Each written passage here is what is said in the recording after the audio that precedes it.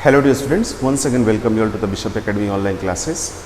In today's video, we understand about the business for class 11th and it is our 8th part of chapter 2, that's name is the forms of the business organization. In this video, our today's topic is joint stock company. Joint stock company होती क्या है इसके बारे में हम इस video में समझेंगे। तो सबसे पहले देखते हैं जॉइंट स्टॉक कंपनी क्या होती है। तो कहता है company from form of organization is considered to be the most suitable for the organizing business activities on a larger scale। यानी कि कंपनी जो होती है बिजनेस एक्टिविटीज़ को बड़े स्केल पे करने के लिए एक ऑर्गेनाइजेशन के रूप में डील करती है। यानी company is a part of business which is deal the large scale. ठीक है, इसमें कहता है it has advantage of the attracting the huge capital from the public. इसके पास एक एडवांटेज होता है कि ये क्या करता है, लोगों से बड़ी अमाउंट में कैपिटल को क्या कर सकता है, अट्रैक्ट कर सकता है। यानी कि कलेक्शन यहाँ से लोगों से कर सकता है, लोगों के माध्यम से क्या करता है, पैसे को कलेक्ट करने का काम करता है। कहता है with educate capital it can employ the trained and experience managers to run the business activities efficiently. जब इसके पास यानी ज्वाइंट स्टॉक कंपनी के पास इनफ अमाउंट होता है, इसकी ज़रूरत के हिसाब से पैसे होते हैं, तो ये क्या करता है उस कैपिटल को कहता है it can employ trained and experience managers.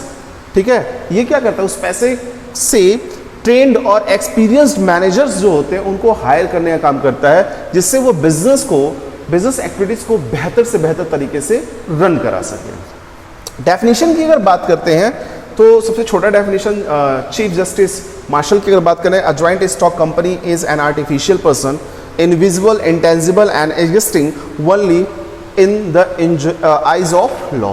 अगर हम बात करते हैं मार्शल के अकॉर्डिंग तो जो जॉइंट स्टॉक कंपनी होती है वो एक आर्टिफिशियल पर्सन होता है, इंडिविजुअल होता है, इंटेंजिबल होता है, दिखाई तो नहीं देता। कंपनी हम नहीं ढूंढ सकते, कंपनी के ऑनर को जरूर ढूंढ लेंगे, तो इंटेंजिबल होता है। और कहता है existing only in the eyes of law, वो केवल रूल्स के अकॉर्डिंग लॉस के अकॉर्डिंग एग्जिस्टिंग होता है, यानी उसकी जो अपनी पहचान होती है बाय द लॉ होती है।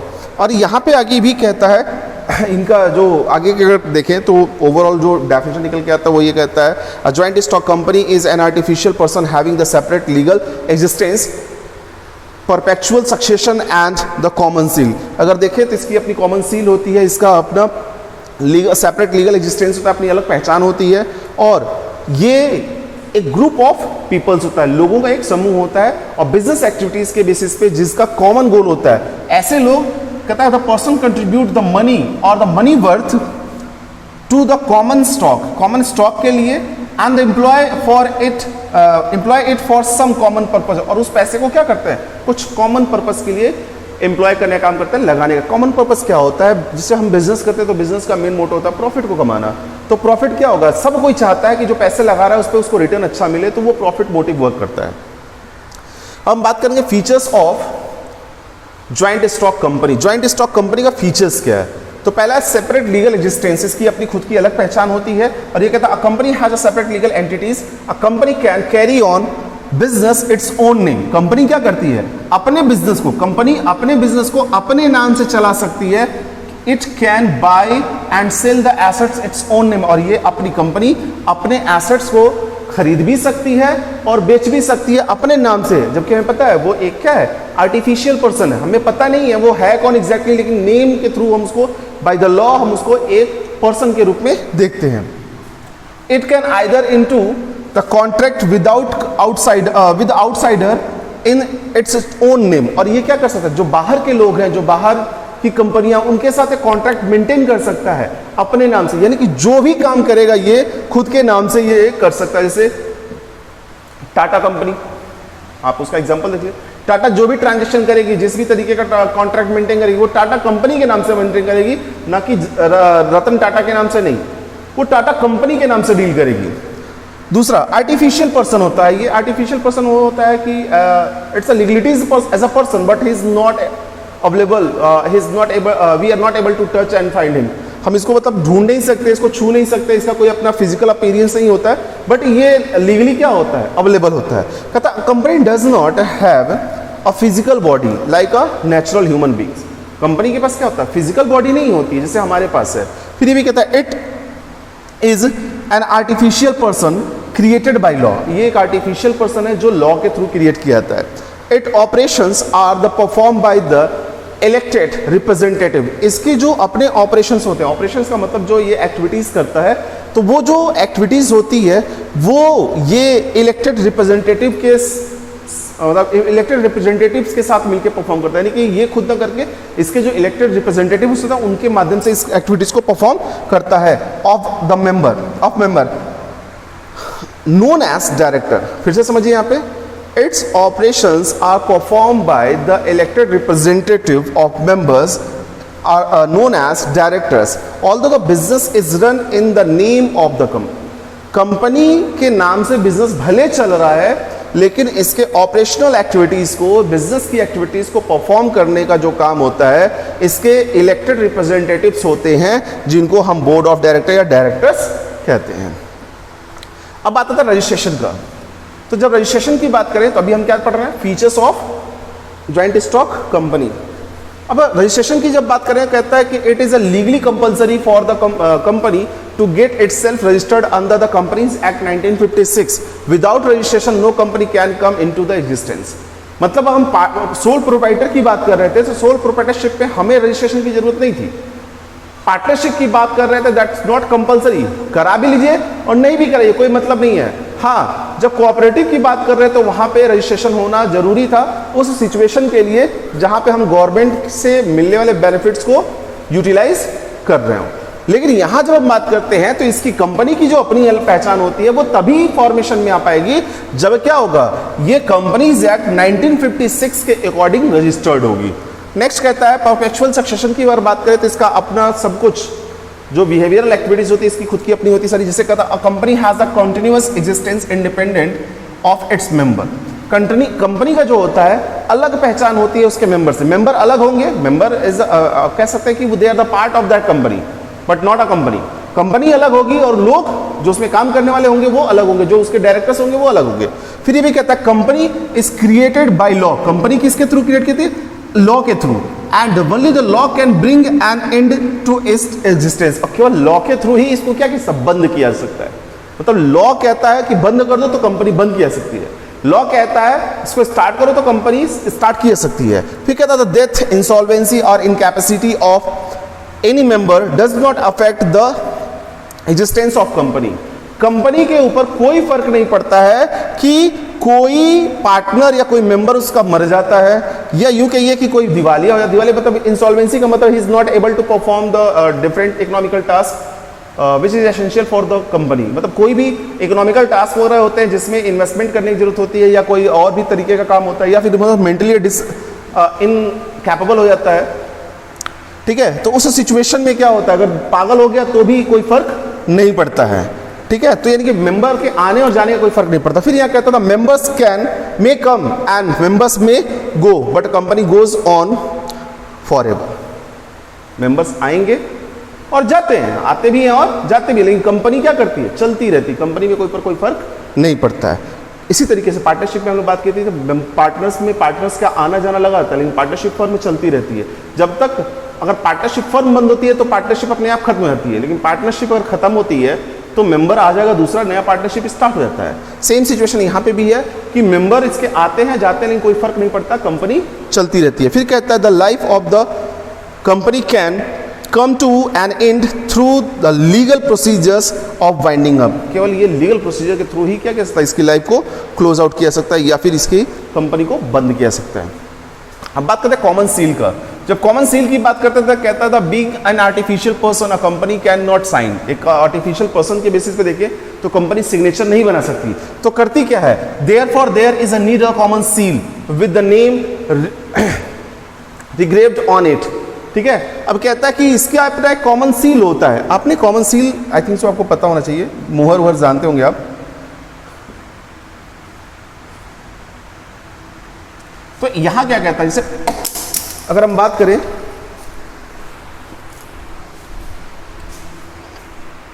थोड़ा सा आप दिमाग में रखिएगा, आपने देखा होगा कई बार कुछ इस तरीके का एक मुहर होता है। मुहर तो जानते ही होंगे, ऐसे होता है जिसमें हम क्या करते हैं, थप्पा लगाने का काम करते हैं। तो यहाँ पे लिखा होता है कुछ, कंपनी का नाम हम लिखाता है, तो ये क्या होता है, उसका सिग्नेचर होता है। या फिर यूं समझ लीजिए कुछ ऐसे करके होता है और इसके नीचे क्या होता है, सारी डिटेल्स लिखी होती है। तो वो क्या करते हैं, हम पेपर पे इसका एक स्टाम्प पेपर समझिए एक तरीके से होता है, मतलब एक पेपर होता है, पेपर पे हम इसको वेरीफाई करने के लिए यूज करते हैं। मतलब कोई डॉक्यूमेंट्स है, ये सिग्नेचर मात्र से वेरीफाई नहीं, जब तक इसका कॉमन सील या मुहर इस पे लगेगा नहीं।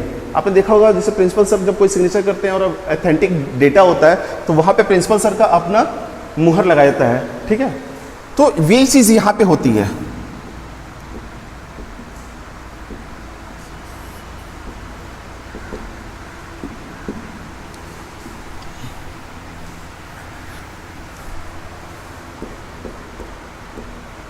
अभी यहां आगे क्या कहता है, any one acting on behalf of a company can use the common seal in the place of the signature. कोई एक क्या करता है, कंपनी के लिए एक्ट करने का काम करता है, ठीक है, और वो क्या करता है, यूज करता है कॉमन सील को in the place of signature, जहां पे सिग्नेचर किया जाता है कंपनी का, टू बाइंड द कंपनी। किसके लिए, कंपनी को उस कॉन्ट्रैक्ट के साथ जोड़ने के लिए। Any documents which does not bear the common seal of the company, it's not binding on the company. अगर कोई डॉक्यूमेंट्स कंपनी, तो कोई भी डॉक्यूमेंट्स है उस पर कंपनी का मुहर वगैरह नहीं है, कोई वेरिफिकेशनल सिंबॉलिक साइन नहीं है, तो वो क्या होता है, वो कंपनी के डॉक्यूमेंट्स को नहीं बिल्ड करता, कंपनी को बाउंड नहीं कर सकता। मतलब कोई अगर मान लीजिए क्लेम कर रहे हैं और कंपनी जिस डेटा के साथ क्लेम कर रहे हैं उस डेटा पे कंपनी का कोई इंफॉर्मेशन नहीं है या कंपनी का सील मुहर नहीं है, तो उस सिचुएशन में क्या होता है, वो कंपनी उस क्लेम के लिए बाउंड नहीं होगी, उसके लिए अनऑथराइज्ड हो जाएगी वो पूरी तरीके से। चलिए हम बात करते हैं नेक्स्ट के लिए, ट्रांसफरेबिलिटी ऑफ शेयर्स। अभी यहाँ पे एक क्वेश्चन आता है कि व्हाट इज द शेयर्स। याद रखिएगा हमने देखा बिजनेस को जब स्टार्ट करना होता है तो वी नीड इनिशियल कैपिटल। हमें क्या चाहिए, कैपिटल चाहिए। किसी भी बिजनेस को स्टार्ट करने के लिए हमें क्या चाहिए, कैपिटल चाहिए। और capital is a very essential part of business. Without capital we are not able to start any type of a business organisation of the business. तो ये करते क्या है, तो मैंने अभी, आप थोड़ा समझिएगा, ये कैपिटल किस रूप में होता है, फॉर्म ऑफ अमाउंट में होता है। और मान लीजिए 1 लाख रुपए का कैपिटल हमारा है, ठीक है, तो 1 लाख रुपए के कैपिटल को जब कंपनी फॉर्मेशन में हम आते हैं, कंपनी फॉर्मेशन में इसको बताऊंगा कैसे क्या किया जाता है, तो क्या किया था, इस 1 लाख रुपए के कैपिटल को छोटे छोटे हिस्सों, मान लीजिए हमने 10 रुपए के हिस्से में डिवाइड कर दिया, दैट्स मीन व्हाट, इसका कितना रिमेनिंग पोर्शन बच रहा है, 10,000। ये 10,000 इज क्या होगा, that's 10,000 is known as share. अभी ये क्या हुआ, ये कैपिटल अमाउंट है, हमने 10 रुपए के रेट में इसको डिवाइड कर दिया, तो ये हमारे पास जो 10,000 आ रहा है वो क्या है, share. It you can be say that share is a tiny part of capital. Share जो होता है वो क्या होता है, कैपिटल का सबसे छोटा हिस्सा होता है। अब यहां कहता है the capital of the company is divided into share. जो कंपनी का कैपिटल होता है वो क्या होता है, शेयर्स में डिवाइड कर दिया जाता है, like this. The share of the company are freely transferable by its member. अब शेयर ऑफ कंपनी जो होती है वो ट्रांसफरेबल होती है। ट्रांसफरेबल से समझ लीजिए, मान लीजिए मिस्टर ए हैं, इन्होंने किसी कंपनी का शेयर खरीदा और कंपनी में बेनिफिट नहीं हो रहा है जैसा ये चाहते हैं, तो ये मिस्टर बी को अपने शेयर को ट्रांसफर कर सकते हैं। ये पूरी तरीके से ट्रांसफरेबल होती है। A share holder is free to withdraw his membership from the company by selling his share. अब देखिए सबसे बड़ी चीज क्या आता है, शेयर जो होते हैं वो कई तरह के होते हैं। तो मान लीजिए हम इक्विटी शेयर होल्डर्स हैं, इसके बारे में चैप्टर नंबर 7 में आपको थोड़ा सा बताया जाएगा कि इक्विटी शेयर होल्डर क्या होता है, ठीक है। अगर इक्विटी शेयर होल्डर्स हैं तो इस सिचुएशन में ये शेयर जिसके पास होगा वो अपने शेयर को कैंसिल तो नहीं कर सकता, लेकिन ट्रांसफर जरूर कर सकता है। यानी कि वो अपने शेयर्स के राइट्स को क्या कर सकता है, ट्रांसफर कर सकता है। किसे, उन लोगों को जो उस शेयर्स को खरीदना चाहते हैं।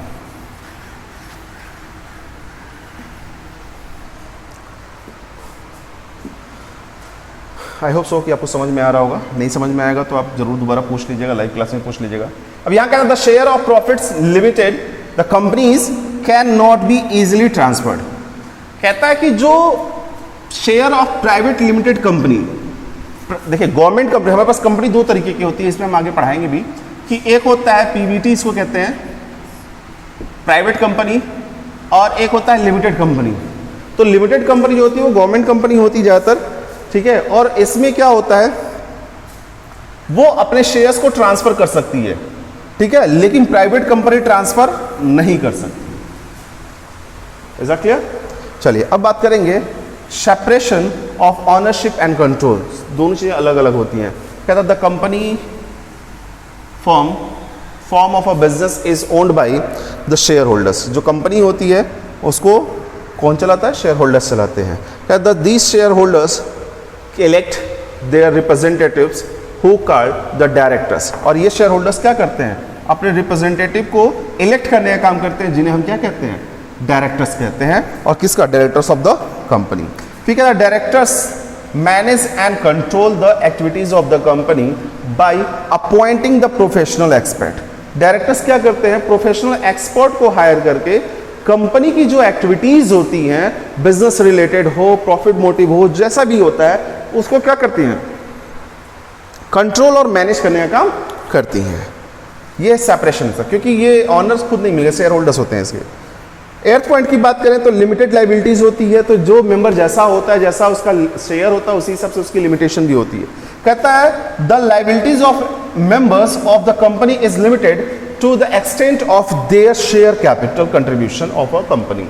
उन लोगों ने, यानी कि जो मेंबर होते हैं, उन्होंने जैसा शेयर ऑफ कैपिटल कंट्रीब्यूट किया, जितना पैसे उन्होंने लगा रखे हैं, उसी पैसे के हिसाब से, जितने शेयर के वो ऑनर हैं, उस शेयर के ऑनर्स के हिसाब से ही, यानी कि शेयर्स के हिसाब से ही वो क्या करते हैं? लाइबल होते हैं ऑर्गेनाइजेशन में किसी भी तरीके के लाइबिलिटीज के लिए। फिर कहता है for the example if a person purchase the 1000, देखिए यहां पे क्या कह रहा है? एक व्यक्ति क्या कर रहा है? अगर 1000 शेयर खरीदता है, कहता है the share value of ₹10 each, और हर एक वैल्यू क्या है? 10 रुपए के। मैंने अभी क्या कहा?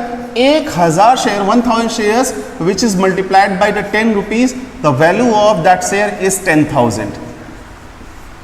तो वो किसके लिए, कितने के लिए, अमाउंट के लिए लाइबल होगा? 10,000 अमाउंट के लिए लाइबल होगा। उसकी लिमिटेशन कितनी होगी? 10,000 वाली।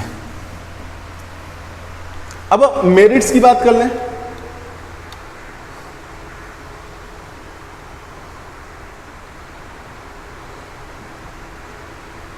ठीक, मेरिट्स की बात कर ले। तो जब मेरिट्स की बात होती है तो पहला लिमिटेड लाइबिलिटीज, तो जितना जिसका शेयर होगा उसी के हिसाब से वो लाइबिलिटीज होगी। लॉस होने की सिचुएशन में ये क्या करते हैं? देखिए पहली चीज तो हमने पार्टनरशिप पे देखा था कि अगर फर्म को लॉस होता है तो मेंबर के पर्सनल प्रॉपर्टी पे जो क्रेडिटर्स हैं वो क्लेम करके क्या कर सकते हैं? अपने लॉस की रिकवरी कर सकते हैं। लेकिन ऐसा नहीं होगा। यहाँ पे जो लॉस होगा वो केवल कंपनी के पर्सनल प्रॉपर्टी पे होगी, मेंबर्स के पर्सनल प्रॉपर्टी पे नहीं होगी। यहाँ कहता है the liability of the members of a company is limited to extent of their share capital contribution in the company.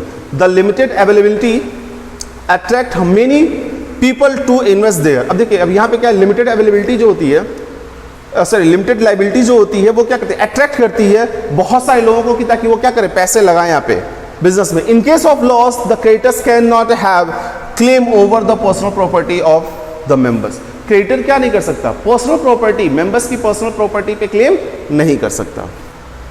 Second बात करें ट्रांसफर ऑफ इंटरेस्ट। जैसे मैंने आपसे कहा कि इन केस ऑफ अगर मान लिया कहीं लॉस होता है तो क्या कर सकता है? जो शेयर होल्डर है वो क्या करता है? He can easily sell the share and get the cash. वो शेयर को बेच के क्या कर सकता है? कैश को रिसीव कर सकता है।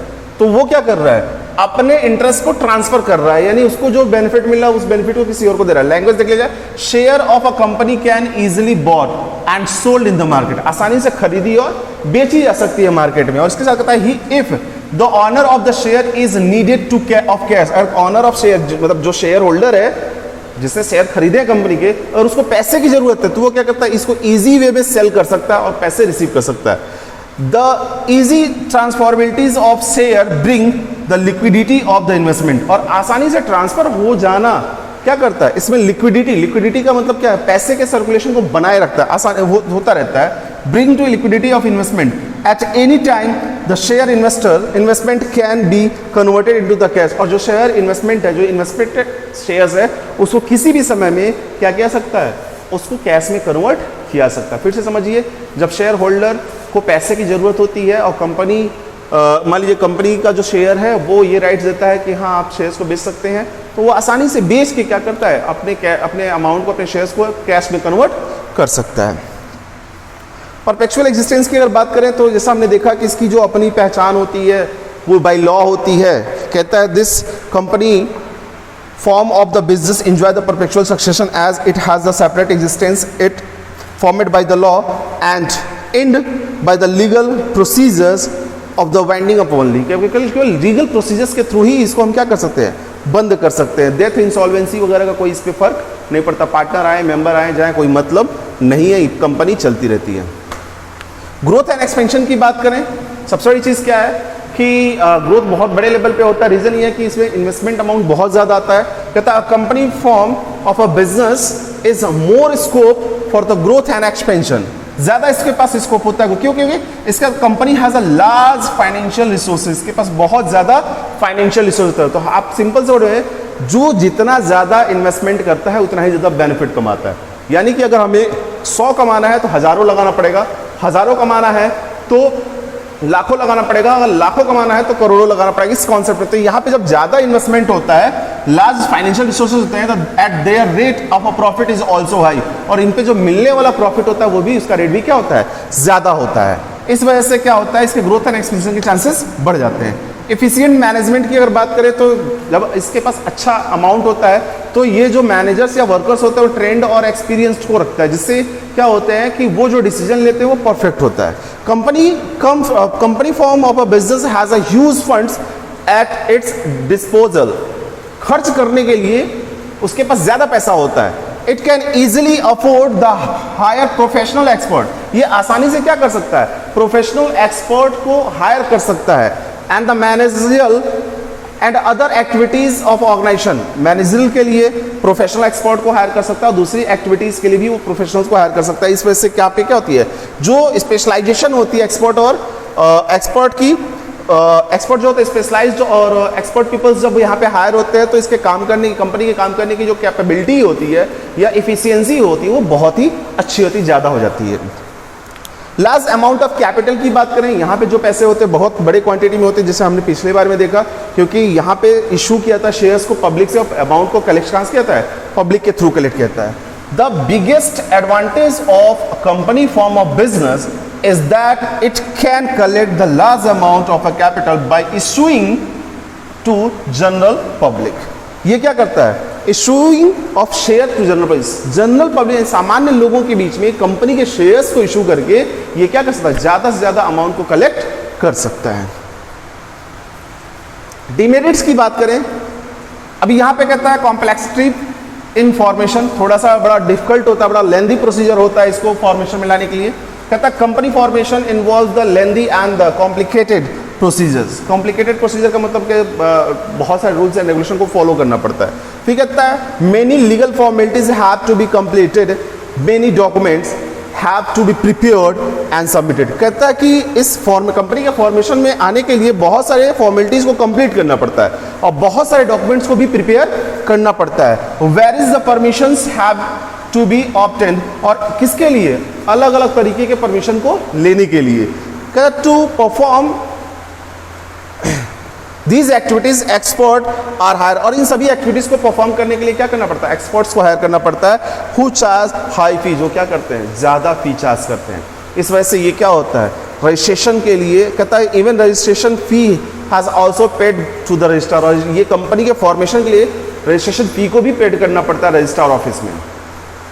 लैक ऑफ सेक्रेसी, अब थोड़ी सी अगर बात करें तो कंपनीज एक्ट 1956 के अकॉर्डिंग अगर बात करते हैं तो कहता है कि a company is required to provide the lots of information of the office of the registrar of a company. Company को क्या करना, बहुत सारे इंफॉर्मेशन रजिस्ट्रेशन के लिए रजिस्ट्रार ऑफिस से प्रोवाइड करना पड़ता है, और such information is able to general public also, और वही इंफॉर्मेशन सामान्य लोगों पे, जहां से वो पैसे को कलेक्ट करने वाला उन लोगों के बीच में भी क्या करना पड़ता है, उसको स्प्रेड करना पड़ता है। So therefore the difficult to maintain the complete secrecy about the operation of the company. इस वजह से अगर देखें तो डिफिकल्टीज होती है क्या करना, जो सेक्रेसी है कंपनी की उसको बनाए रखने के लिए, यानी कि जो वो चीजें लोगों को नहीं बताना चाहता उसको भी बताना पड़ता है। फिर कहता है इम्पर्सनल वर्क ऑफ एनवायरमेंट, यहां कहता है the company is not the managed by honours but it's managed by the professional managers. Company honours के थ्रू मैनेज नहीं की जाती, प्रोफेशनल्स इसको मैनेज करने का काम करते हैं। ठीक है, this management managers get salary, ये मैनेजर क्या करते हैं, सैलरी रिसीव करते हैं for their services. So there is a no direct relation between the effort and reward. Effort and reward का होता है जितना जो ज़्यादा बढ़िया काम करेगा उसको ज़्यादा ही अमाउंट दिया जाएगा, ऐसा कुछ नहीं होता है, क्योंकि मैनेजर्स के नीचे ये सैलरी बेसिस पे काम करते हैं। ये कम काम करे तो भी सैलरी मिलना है और ज़्यादा काम करे तो भी सैलरी मिलना है। तो यहाँ पे थोड़ी सी इफिशियंसी पे इंपॉर्टेंस, मतलब मोटिवेशन का कॉन्सेप्ट नहीं बनता।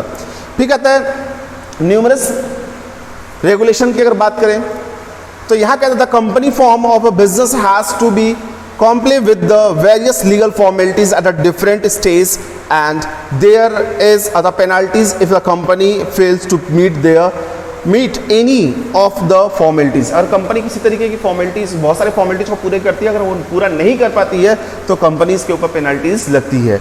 अ company has to file returns and annual report with the registrar, और ये क्या करती है, जो रिटर्न्स फाइल करती है उसको और एनुअल रिपोर्ट्स को रजिस्ट्रार के ऑफिस में उसको सबमिट करने का काम करती है। This legal interference in the day-to-day operations resulting in the lack of the secrecy and the lots of the time and money is spent। और यहाँ पे क्या करता है कि जो ये चीज़ें रिपोर्ट्स वो सबमिट कर रही है रजिस्ट्रार ऑफिस में, वो क्या कहते हैं, this legal interference is day to day, ये रोज का होता है, जो ऑपरेशन डेली ऑपरेशन करते हैं उसका भी होता है। In resulting the lack of secrecy, यहाँ पे इसका रिजल्ट क्या होता है, हम रोज हर एक चीज़ को बताने का जब काम करेंगे तो जो सिक्रेसी है हमारी, जो हम चीज़ों को छुपाना चाहते हैं हम उसको छुपा नहीं पाएंगे, और वहाँ पे हमारा टाइम और मनी दोनों स्पेंड बहुत ज़्यादा होता है। डिले इन डिसीजन, सबसे बड़ी चीज़ क्या है, सोल प्रोप्राइटर में क्या होता है कि एक बंदा काम करता है और वो कुछ उसको स्टेप्स लेने होते हैं, कोई डिसीजन लेना होता है तो इंस्टेंट डिसीजन लेता है। पार्टनरशिप के कुछ लिमिटेड लोग होते हैं और उनको अलग अलग डिवीजन ऑफ उनका वर्क रखा जाता है, तो वो क्या करते हैं, अपना डिसीजन तुरंत ले लेते हैं। लेकिन यहाँ पे मेंबर्स होते हैं और ये मेंबर्स मिनिमम 7 होते हैं और मैक्सिमम अनलिमिटेड होते हैं। तो इस सिचुएशन में खासतौर से ये पब्लिक कंपनी की कंडीशन में, प्राइवेट कंपनी में 200, पहले 50 था अभी 200 कर दिया गया, मिनिमम 2 चाहिए और मैक्सिमम, थोड़ा इसको समझ लीजिए, अभी हम लोग बात भी करेंगे इस पर। जैसे अगर हम बात करें तो प्राइवेट की बात करें,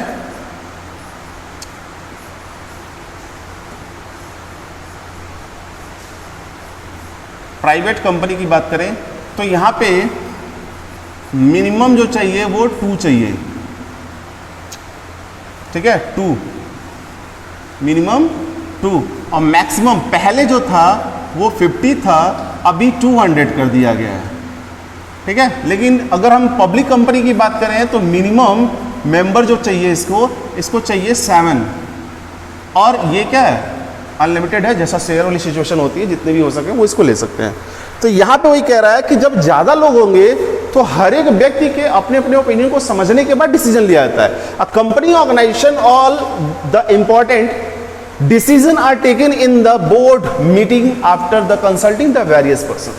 कहता है कि कंपनी ऑर्गेनाइजेशन का जो इंपॉर्टेंट डिसीजन होता है वो most of time board meeting में लिया जाता है, और वो भी कब, सबसे कंसल्ट करने के बाद। And once decision are taken these have to be communicated to everyone, which again a lengthy procedures as the number of a people।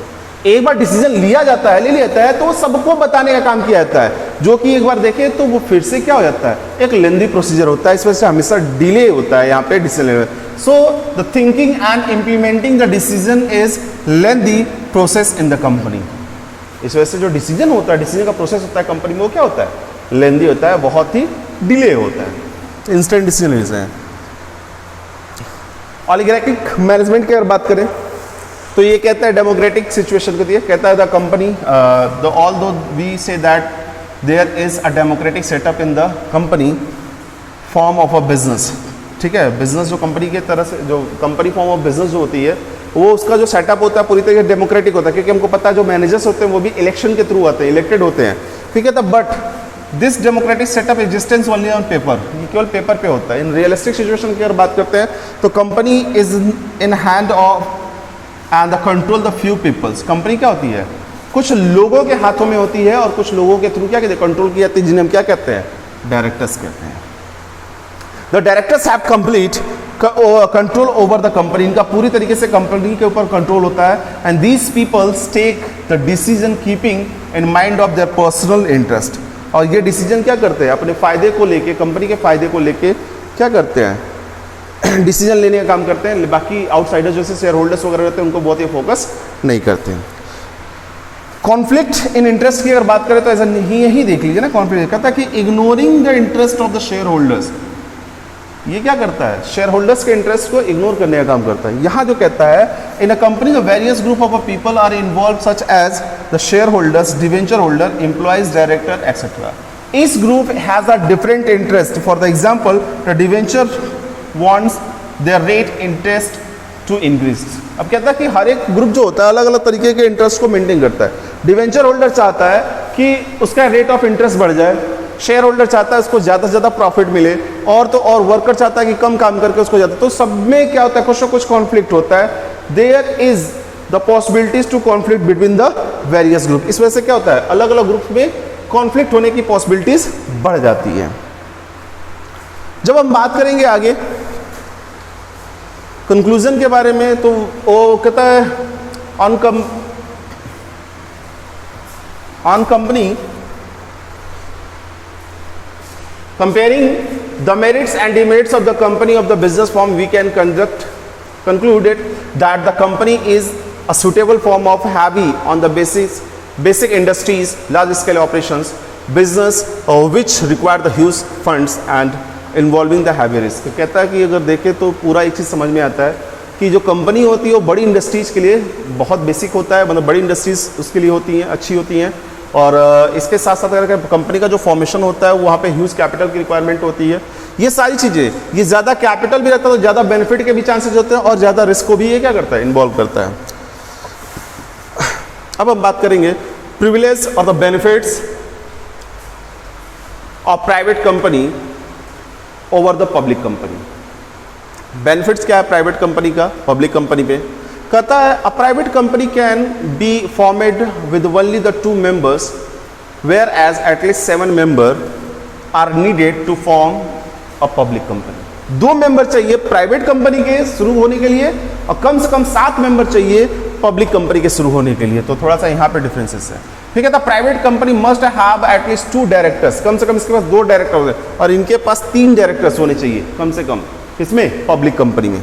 फिर कहता है it is not the compulsory for the private company to maintain the index of its member, whereas the mandatories for the public company to maintain the index. अभी यहाँ पे index की जब बात कर रहा है तो ये कह रहा है कि प्राइवेट कंपनी अपने मेंबर्स के बारे में लोगों को इन्फॉर्मेशन दे, जरूरी नहीं है, लेकिन पब्लिक कंपनी को ऐसा करना पड़ेगा, वो लोगों को बताएगी कि हमारे कौन कौन से मेंबर हैं।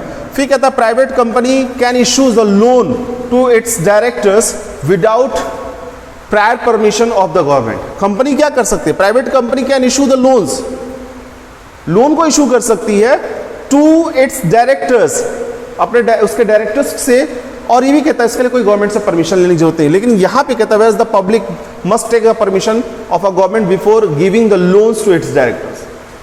ये क्या कर रही है, पब्लिक कंपनी अगर अपने डायरेक्टर्स को लोन देगी तो उसके लिए इसको डायरेक्टर्स, इसके लिए गवर्नमेंट से इसको क्या करना पड़ेगा, परमिशन लेना पड़ेगा। फिर 5th पॉइंट कहता है it is not compulsory for the private company to hold a statutory meetings and file a statutory report with the registrar. कहता है प्राइवेट कंपनी के लिए स्टेटरी मीटिंग है, जो डिटेल्स वगैरह जो डेली के भाई डेली का हमारा वर्क है, ऑपरेशनल एक्टिविटी, उसके लिए मीटिंग करने की जरूरत नहीं है, और ना ही वो कोई रिपोर्ट तैयार करके रजिस्ट्रार को देगा। लेकिन ये पब्लिक कंपनी के लिए एसेंशियल होता है, बिना इसके कंपनी में जो फेथ है वो जनरेट नहीं होती। फिर कहता है there are no restrictions on the members appointing and remunerations of the directors of the private company. कहता है कि जरूरी नहीं है कि यहाँ पे प्राइवेट कंपनी में जो रेम्यूनरेशन सिचुएशन है, या फिर मेंबर्स के अपॉइंटमेंट की अगर बात करें, जो रेम्यूनरेशन ऑफ डायरेक्टर्स और अपॉइंटिंग ऑफ रेम्यूनरेशन कोई जरूरी नहीं है, वो ऑनर्स भी डील कर सकता है। Whereas the there are the many restrictions on the appointment, number of the remuneration of the directors of a company. जबकि डायरेक्टर्स को मिलने वाले रेम्यूनरेशन और अपॉइंट मेंबर्स के अपॉइंटमेंट को लेके बहुत सारे रिस्ट्रिक्शंस होते हैं पब्लिक कंपनी में, वो ऐसे ही नहीं कर सकता। फिर यहाँ 7th पॉइंट कहता है it is not necessary for the private company to issue the prospectus, whereas it's essential for the public company. Prospectus को इशू करना, प्रोस्पेक्टस में सारी कंपनी के डिटेल्स होते हैं, कंपनी का ऑब्जेक्टिव होता है, कंपनी के सारे रिपोर्ट्स होती हैं, इस रिपोर्ट्स को, जैसे फायदा क्या कर रहा है, कब से चल रहा है, क्या फायदा है, क्या लॉस है, वो हर साल का उसमें पूरा रिपोर्ट बताता है, और उसका फ्यूचर प्लान क्या है वो भी बताता है। तो इन सारे रिपोर्ट्स की रिक्वायरमेंट नहीं होती, जरूरी नहीं होता है कि इसको वो क्या करे, डिस्क्लोज करने का काम करे, लेकिन पब्लिक कंपनी को ऐसा करना पड़ता है। फिर कहता है private company commences its business after getting the certificate of registration. ये क्या करता है, सर्टिफिकेट ऑफ रजिस्ट्रेशन, यानी अगर देखेंगे तो आने वाले टाइम में मैं आपको बताऊंगा नेक्स्ट वीडियो में कि यहाँ पे केवल 2 डेटा को कंप्लीट करने के साथ ही, 2 प्रोसीजर्स को कंप्लीट करने के साथ ही प्राइवेट कंपनी अपने बिजनेस को स्टार्ट कर सकती है। वो कहता है कि getting the certificate of registration, जिससे रजिस्ट्रेशन का सर्टिफिकेट मिल जाता है, ये स्टार्ट कर सकते हैं। लेकिन वहीं अगर हम बात करें पब्लिक कंपनी को, तो केवल ये सर्टिफिकेट रजिस्ट्रेशन वाला ही, कमिंसमेंट ऑफ बिजनेस का सर्टिफिकेट अगर वो रिसीव करती है, जो कि 4th स्टेप में होता है, तब ये जाके क्या कर सकती है, कंपनी के फॉर्मेशन को मेंटेन कर सकती है। अब यहाँ पे एक केस स्टडी देख लिया जाए। Bharat private limited was promoted in 2005 bye group of 5 friends. 5 मित्र मिलके क्या करते हैं, भारत प्राइवेट लिमिटेड को क्या करते हैं, स्टार्ट करने का काम करते हैं। As a business of the company has grow the considerably over the years, और बिजनेस जो कंपनी का है वो अच्छे से क्या हो रहा है, साल दर साल बढ़ रहा है। फिर कहता है its management is now planning to convert into the public company. अब यहाँ का मैनेजमेंट क्या सोच रहा है कि इसको पब्लिक कंपनी में कन्वर्ट कर दे और फंड्स को रेज करें, कहाँ से, public subscriptions funds for the expansion of the project. Public से वो पैसे को कलेक्ट करे, कैपिटल को फॉर्मेशन में लाए, ताकि उससे वो क्या कर सके, अपने बिजनेस प्रोजेक्ट को एक्सपेंशन दे सके। अब यहाँ पे 4 चीजें बता रहा है, पूछ रहा है कि state the any 4 privilege that may a company have to forgoes to convert is public limited company. तो पहली चीज तो ये ऐसा कर ही नहीं सकता, क्योंकि ये प्राइवेट कंपनी है और 5 ही मेंबर्स है। पब्लिक के लिए 7 मेंबर, मिनिमम 3 चाहिए डायरेक्टर्स, ठीक है। और यहाँ तो दूसरी चीज़ ये है कि इसको सर्टिफिकेशन जो चाहिए वो कमिटमेंट ऑफ बिजनेस तक का चाहिए, तो इस वजह से ये कर नहीं सकता। So dear students, in this video that's all. If you have any type of doubt और query, you should be consult to the Google classroom. Thank you.